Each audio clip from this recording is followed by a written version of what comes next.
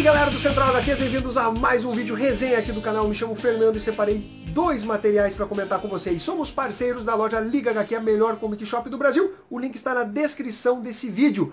Se você não é inscrito, clique em se inscrever, curta, compartilhe e comente os nossos vídeos. Também favorite o site do Central HQs. Tem dois projetos muito legais ali. Um do colaborador Roberto, que está fazendo uma série de matérias sobre multiversidade do Grant Morrison, aquela série foda dele, e ele comenta página a página todas as referências. Então não deixe de apreciar esse trabalho foda e muito minucioso.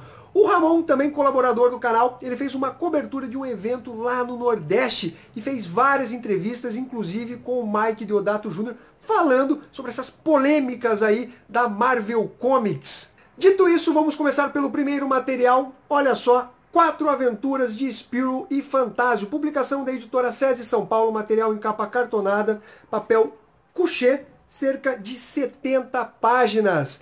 Essa publicação ela teve poucas chances de sair aqui no Brasil, mas agora a editora SESI São Paulo promete publicar os 53 álbuns que foram anunciados aqui. Esse é o primeiro deles. Já foram lançados 6. O mais recente, O Chifre do Rinoceronte. Essa série é muito famosa na Europa, comparável inclusive a Tintin e a Asterix. Vai tratar da história de Spyro, esse garoto aqui, que é o mesmo daqui, que usa um uniforme de camareiro de hotel. Ele com seu amigo, o Fantasio, que é um repórter, acabam se aventurando em diversas situações, inclusive de amizade, situações resolvendo crimes, investigações. É uma série que tem uma pegada, inclusive, meio desenho animado, o que deixa a história muito divertida. Esse álbum possui 4 histórias, 4 aventuras, e a que mais se destaca, pelo menos na minha opinião, é a que tem a luta de boxe do Spyro com um garoto da sua cidade, aquele cara que faz bullying com todo mundo. Então ele precisa treinar, e treinar sério, para poder vencer esse combate. Os desenhos são muito bons, a narrativa gráfica prende a atenção do leitor. Olha só a sequência de quadros. Muito legal. Agora, essa publicação ela tem um ponto negativo, que é exatamente a parte editorial. Eu acredito que a SESI São Paulo ela ficou devendo uma introdução do personagem, apresentando ele para os leitores. Para vocês que não sabem, o Spyro ele foi criado lá na década de 30. E esse álbum, que é o primeiro dessa série de 53 que prometem serem concluídos aqui no Brasil pela editora SESI São Paulo, ele não dá início à origem do Spyro e nem nada. Você já começa com uma aventura do personagem, ele não é apresentado para os leitores. Inclusive, ele compila as histórias do Franquin, que foi um autor consagrado à frente do Spyro, um dos maiores roteiristas e desenhistas do personagem. Então eu acho que a editora SESI São Paulo acabou falhando em não contar um pouco da história do Spyro. É uma história, inclusive, um pouco bagunçada, tem diversos autores que passaram por ela, que não queriam que alguns personagens que foram criados especificamente por algum autor fosse utilizado posteriormente.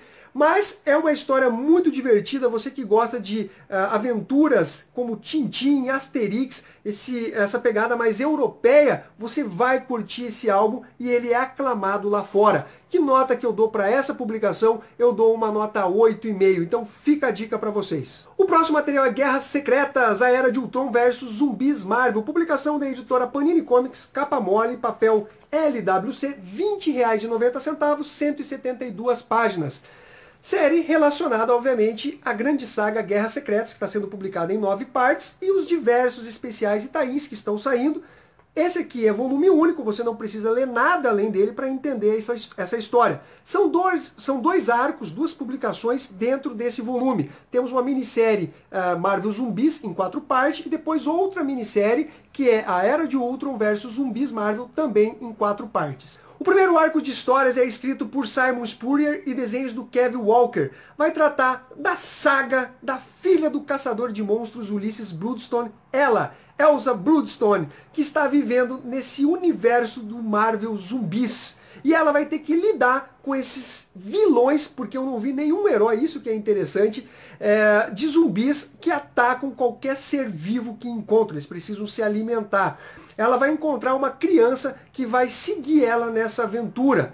E, sinceramente, é uma história que você olha e fala, sabe? Ela não é ruim, mas ela vai ser esquecível. Você vai terminar de ler e vai falar, tá, não trouxe nada de novo, nada de legal que poderia ser relacionado a Guerras Secretas. É uma história qualquer, como eu disse, não é ruim, não é mal escrita, mas não te leva a lugar nenhum. Inclusive o autor ele tenta pegar um lado mais sentimental, mostrando um certo abuso do pai da Elsa na criação dela para se tornar uma caçadora de monstros, continuar com o legado da família. Então mostra ele sendo um tirano, muito brusco com ela, tentando preparar ela para essa vida de caçadora, porque a história em si, dessa saga dela enfrentando zumbis aí, ela não convence, tem uma pedra mágica e tal. Sinceramente, é uma história que não acrescenta em nada. O segundo arco de histórias que dá o nome a essa publicação é a Era de Ultron versus Zumbis Marvel, escrito por James Robson, um escritor muito bom, né? O interessante é que não tem heróis zumbificados, somente vilões. Não entendi por quê. Basicamente, nesse território aí do mundo bélico, nós temos uma disputa entre os robôs Ultrons contra os vilões zumbificados. Tudo que cai ali, que tenha carne viva, eles acabam sendo o cerne de uma disputa entre esses dois grupos.